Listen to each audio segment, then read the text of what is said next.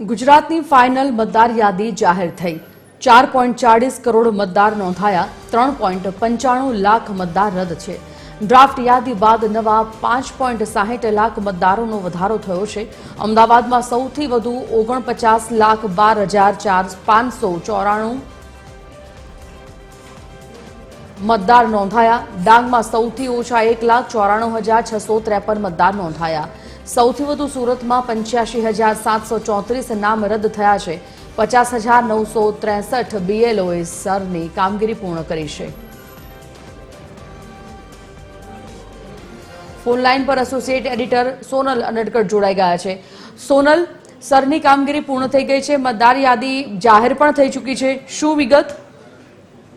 જી, મતદાર યાદી જે છે ફાઇનલ મતદાર યાદી તે જાહેર કરી દેવામાં આવી છે। મહત્વનું છે કે આ જે કામગીરી શરૂ થઈ ત્યારથી માંડી અને અત્યાર સુધી 50,000થી વધુ જે બીએલઓ છે તે આ કામગીરીમાં જોડાયા હતા। રાજ્યભરમાં તેમણે ઘરે ઘરે ફરી અને જે આ કામગીરી છે તે પૂર્ણ કરી છે। ખાસ કરીને જે મતદાર યાદી જાહેર થઈ છે તેમાં ગુજરાતમાં કુલ 4.40 કરોડ મતદાર નોંધાયા છે અને સૌથી મહત્વનું છે કે 3.95 લાખ મતદારો જે છે તે રદ કરવામાં આવ્યા છે। સરની કામગીરી જે કરવામાં આવી હતી તેમાં તેનો મુખ્ય હેતુ એ જ હતો કે જે ખોટી રીતે નોંધાયેલા મતદારો હોય, સ્થળાંતર કરી ચૂક્યા હોય અથવા તો અવસાન થઈ ગયું હોય તો તેવા મતદારોનું નામ જે છે તે મતદાર યાદીમાં કમી કરવું એ તેનો મુખ્ય ઉદ્દેશ્ય હતો અને તે હેતુ સિદ્ધ થતો દેખાઈ રહ્યો છે કેમ કે 3.95 લાખ જેટલા મતદારો છે તે સમગ્ર સ્તરની કામગીરી દરમિયાન રદ થયા છે।